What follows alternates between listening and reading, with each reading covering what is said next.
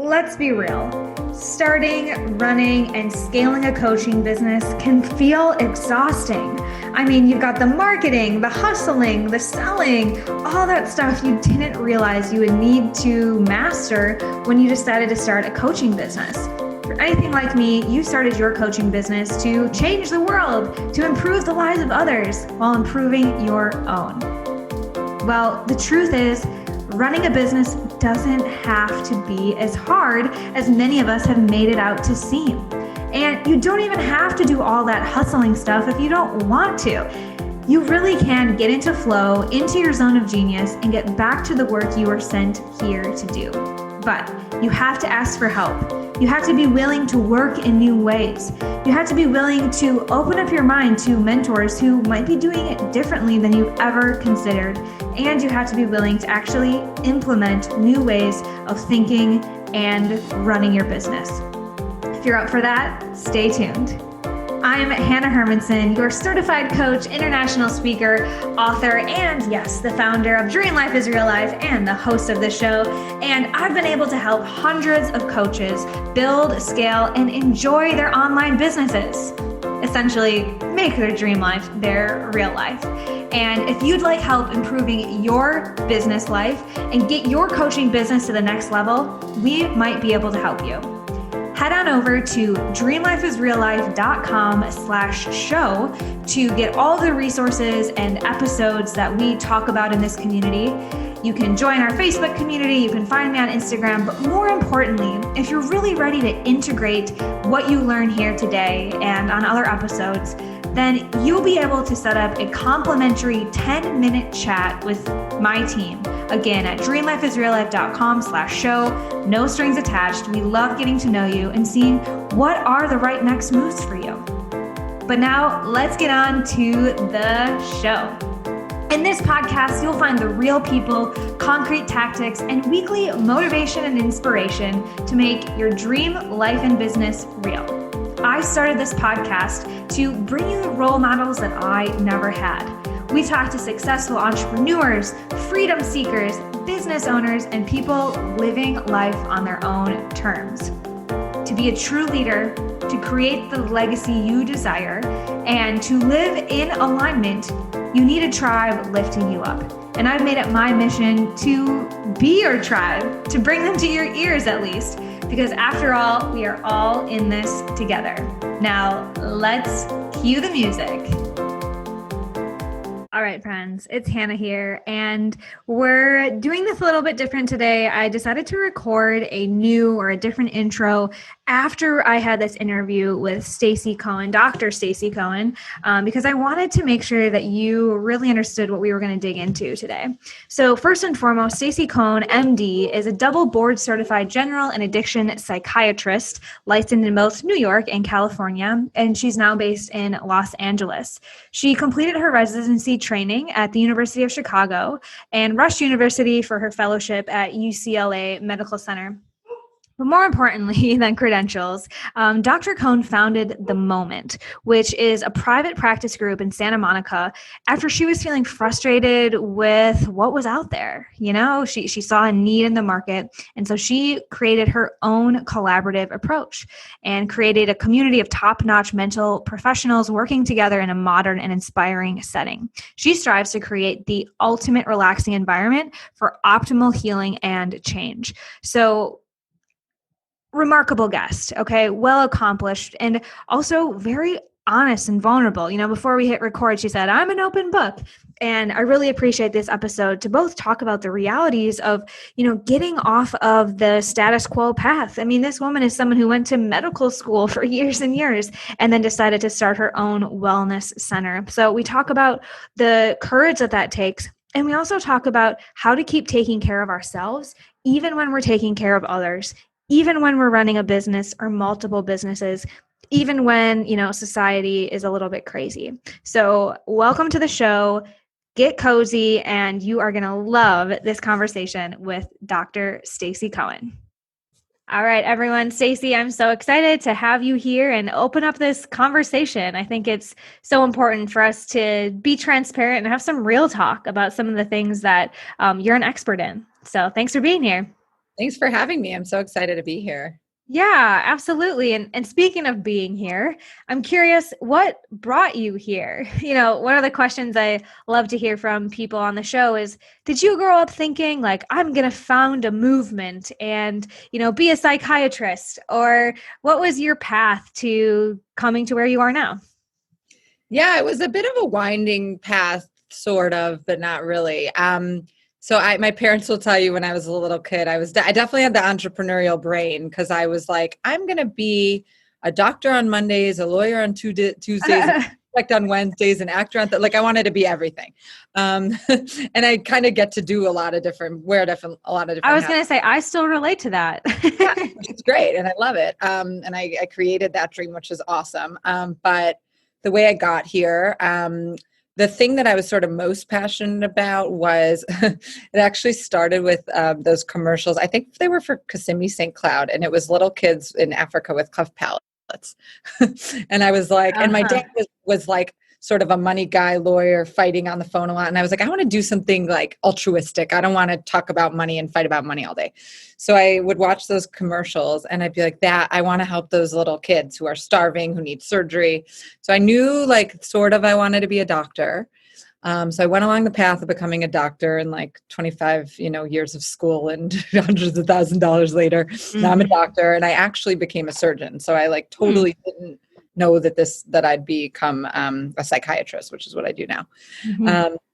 So I went to medical, and once you're on the medical school path, you're kind of locked in for a long time. You're like on this roller coaster, you can't get off. And so I was there doing surgery, and it just didn't feel like, from an impact standpoint, it didn't feel like the right place for me. You're like this operating all day, and they're miracle workers, surgeons, and martyrs and everything else. And I was always like a big picture impact, large, kind of person, large thinker. And I was finding myself really caught up in the stories of these people getting surgery and not the logistics of the surgery, which is what I need to be focused on. And so I switched gears. I transferred residencies into psychiatry and mental health. And I was still like in my typical, always looking for something new fashion, like, where am I? Where do I belong here? The psych wards felt limiting. I wasn't sure what I was going to do. And then I had this really sort of transformative rotation with addicted professionals. So mostly doctors, nurses, dentists, healthcare workers that had addictions. Mm-hmm. And when I was in medical school, I had a very serious relationship with someone who had an alcohol problem. And so I went through this with another healthcare professional, and it like profoundly impacted me. And so when I was in this group helping people who had this problem, I was like, oh, this feels really natural and interesting. And it feels like they need help and I can help them. And it was great. So I went on to get an addiction psychiatry fellowship at UCLA, and that's what brought me out to LA. More school. What's that? More school, more roller coaster, more loans. Exactly. Exactly. And then I did this, there's this thing we call in the addiction psychiatry world, the post-fellowship shuffle, where you work in a million different places. And if anyone knows anything about addiction treatment in LA, there's like tons of places to work and tons of levels of care. And in those experiences, which were all so necessary, I encourage any entrepreneur to like work in different areas of what they're interested in. I learned that there was a need that was missing. There was a gap to fill. And I also sort of learned what I loved about my job and the things I liked, the things I didn't. I learned that I really like keeping people well after they've got amazing intensive care. So like, I didn't want to be working in rehab where there's constant fires to be put out and people aren't always ready to be there. But I liked helping people once they already got sober, kind of figure out their next steps, how to keep their relationships intact, how to, get their dream job, all that kind of stuff. So I learned, like, piece by piece, I learned that I like the outpatient, maintenance and relapse prevention stage of the recovery world. And same with the mental health stuff. I like the people who are kind of working and living in the world and need help. But I also felt like people get all this really intensive treatment when they're really not well. And then they leave the treatment and it falls apart. And they spend all this time and money and energy. And so I was like, what are the things that are making it fall apart? And I felt that community and collaboration were the two components of more intensive treatment that go missing when you leave a treatment center. So you hear about celebrities that go away for rehab and then they relapse again. What's missing? They lose the community and they lose the collaboration. And so, collaborator or not, whoever it is. So I wanted to create a space that housed all those things, but for everyday people in everyday life that aren't in intensive treatment, because the intensive treatment centers have all those things. Yeah. So really, this was a passion project that started to grow in my mind out of need, and also I loved those things. I loved collaborating with a team, and I love the community of working in a treatment center because it feels like summer camp. Like we're all working together, and everyone's excited, and everyone's motivated, everyone's doing well. But I wanted to bring that to the outpatient space. So I created the Moment as a one-stop shop for all things mental health that has a community and a collaborative feel. And we're working together as a team. So you're not just seeing your psychiatrist over here and your therapist over here and maybe a coach over here, but you're really doing it all in one space and we all work together. That's the abridged version. But no, well, I think it's so important to pause here before we get more into what the Moment it looks like now and everything there, because what you're saying is on a more traditional path, right? Like if you think about kind of the job that's like, we're always going to need it and they need a lot of school and you have to be like a high achiever to do it. It's a doctor. And then, for you to take it to surgery and then through all of these iterations, like I want people listening to be able to observe this story and apply it to their own, whether or not you went to medical school, like every experience you've had is leading you to the next. And I happen to be the little kid who felt like I had like Tony Robbins calls it a sleeping giant. Like there's something inside of me, like I don't fit here, like what's wrong with me? And it has been through just taking on experiences that helped to identify what that thing is. And for me, it's like entrepreneur and leadership types of things. So what I'm hearing loud and clear from you is that like, if you don't fit, keep going forward because there's something you can create or find. You don't have to like change it about yourself. Just keep saying yes to something different then. Right? Exactly. Keep saying yes and do the things that are hard that will put you in a position to have more freedom later. Because they can be, not everything has to be the end point. It can be a stepping stone. I had to get through my year of surgery. I couldn't quit. I could have, but then I wouldn't have had the doors open that opened for me. And it gave me so much valuable experience. Right. And that clarity of exactly what you wanted your thing to look like, right? You were able to compare and contrast and ultimately identify a need. And I always talk to folks who want to just start a business and it's like, what do you have to offer? What problem are you going to solve? Like, it's very difficult to just put stuff out there. And so I love what you're like really reiterating here, which is like, I saw a gap, I saw a need. And so you've created the Moment to fill that for this really, fairly specific niche, if you will. Yeah. Great. Yeah, absolutely. And it is, there was a mix of, I just want to start a business because that's who I am. And then tons of experience and connection. And I had built a whole private practice of my own that I brought into the practice. So I was in a really good position to do it. So it all the experience definitely brought me there. And I couldn't have done it this way if I didn't have all that experience. Yeah. Yeah. So you said you're an open book, right? Because I'm curious for someone who is on a very traditional path, like, you went to school, you followed all of the right things, you dotted the I's, crossed the T's.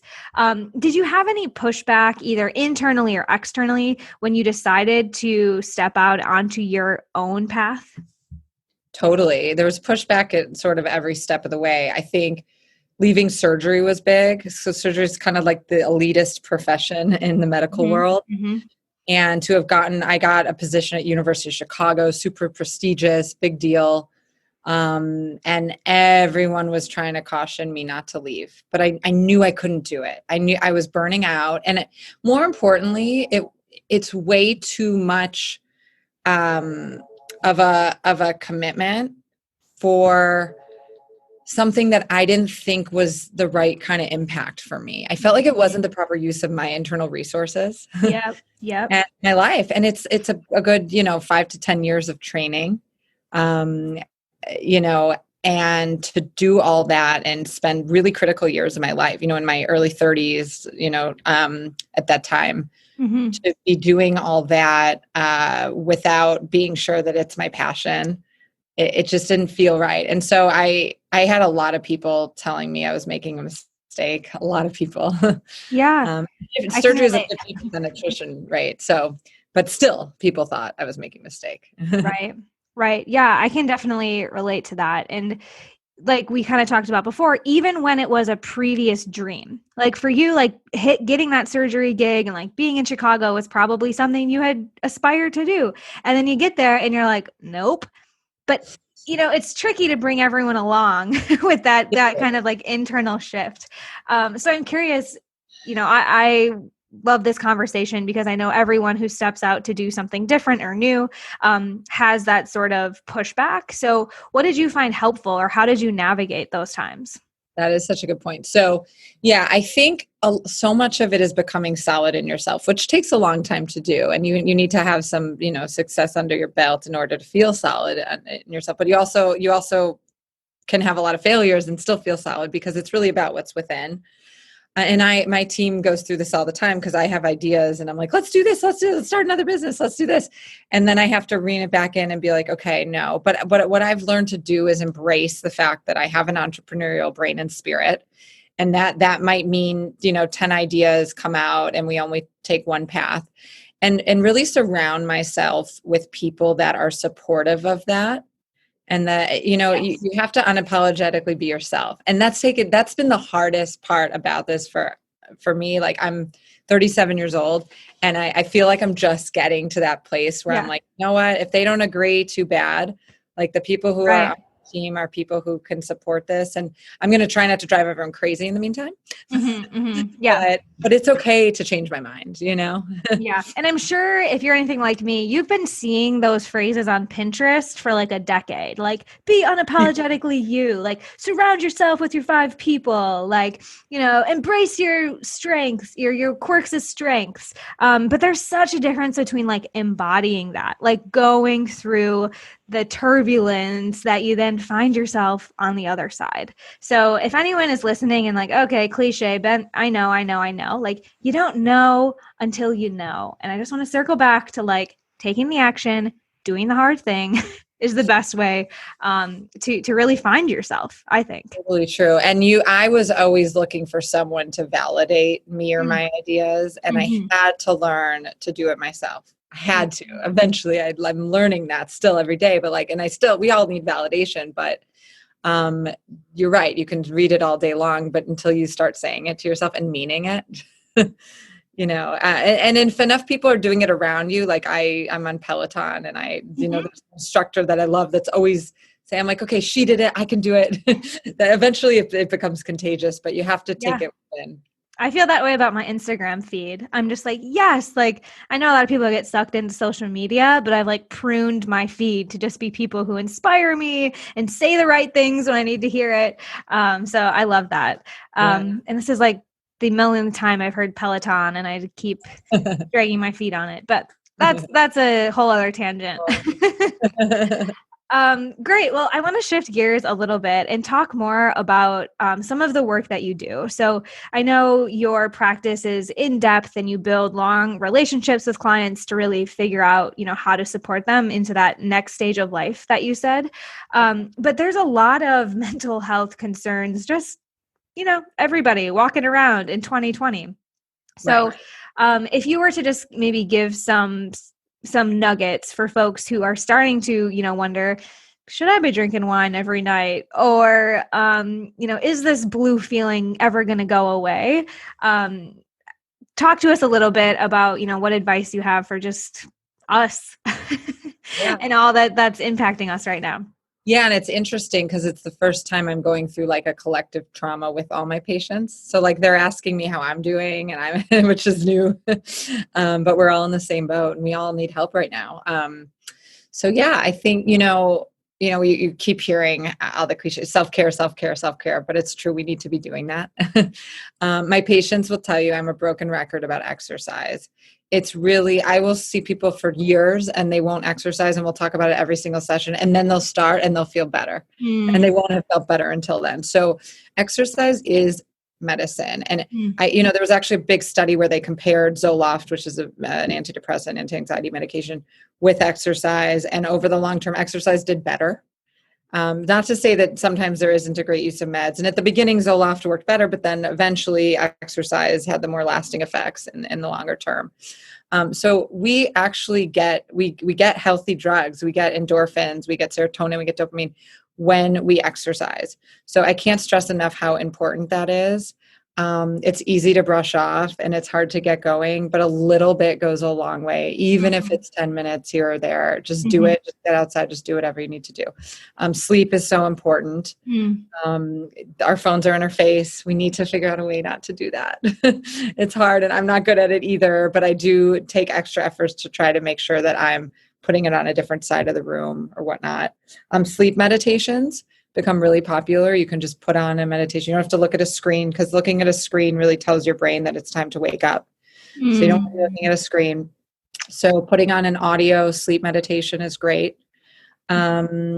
This is a really good time to start figuring out some hobby, especially if you're not working because of COVID or whatnot, figuring out some hobbies, bucket list things. Like I learned to surf over the quarantine. Nice. I'm not very good at it and I stopped, but I did learn. That was my bucket list thing. Very cool. Finding something to, finding a way to make lemonade out of the lemons that is this year. Or start an online business if you've identified a problem that you can solve, right? Exactly. And Zoom calls with friends that my college friends and I hadn't talked in years, and now we talk every Wednesday. So there's opportunity. Absolutely. Yeah. So many silver linings. And I think what you're sharing are really the basics. And I don't know if it's just technology or the way like society is evolving, but it feels like we just need these like the new solution, and like this thing is going to be sexy that like helps us feel our best, and like biohacking and supplements and all of this noise. And so I really appreciate you sharing just those simple things that we as humans know, that like sleep and hobbies and exercise is important, but they are definitely not to be downplayed at all. Absolutely. Yeah. So I'm curious, with the work that you do, and you mentioned your team and your clients and, really being someone that's in service, how are you managing your team in this time? Like, have there been any shifts to your leadership in 2020? Yeah. So the way we work is we have 6 psychiatrists. We have 5 therapists. We have a case manager. We have a TMS bed, which is a treatment specifically for depression. We have, it's a magnetic machine to help with depression and anxiety and whatnot. And we have, let's see what else. We do at-home detoxes, things like that. So some of our services are now virtual, which is really helpful to everyone. But it does fragment us as a team because we're used to being in the office together. So we used to have clinical meetings in person. Now we have virtual clinical meetings every week. And it really helps us kind of stay grounded. We actually spend the first half of not the first half, but the first beginning of the meeting doing a meditation together, just to kind of like be present and be focused, which I think is really helpful because it's hard on a Zoom call. Do you remember when that was like witchcraft? Like that was the craziest thing to be doing. Like, you're making me slow down and breathe, like, you crazy woman. So I just love, at least in my world, how normalized and like, what a great idea. Yes. Everything should start with meditation. Meetings. Exactly. So we started that way. And then we have like announcements, so we're all on the same page, and then we get into the clinical work. And so I think having team meetings that way is really important. We have an email address that's that I call family, and it's our Moment family. And so we can share, memes. I sent one the other day. It was like a Winnie the Pooh, I'm tired of this sort of thing. Me too. And we just do little things like that to kind of create community. We're actually doing a team building exercise next week. It's a game show. Oh, fun. My friend started a really cool project called Seesaw, and it's a virtual platform for corporate team building. Very cool. So we're going to help her, build her business and test that out. And we're going to play, Family Feud or something as a team, Halloween themed. to kind of keep each other in each other's presence and feel like we're still a team, even though we're virtual. Yeah. No, that's beautiful adaptation right there. And I really love what you're saying about bringing in the realness, right? Of like memes and conversations and just like a moment to get on the same page. And I know that's a big thing I'm seeing with my clients and their teams is that like that little intimacy goes a long way right now. And so those are great tips. I think that's perfect. And the next kind of topic I wanted to dive into with you is more on the like marketing or business side of things.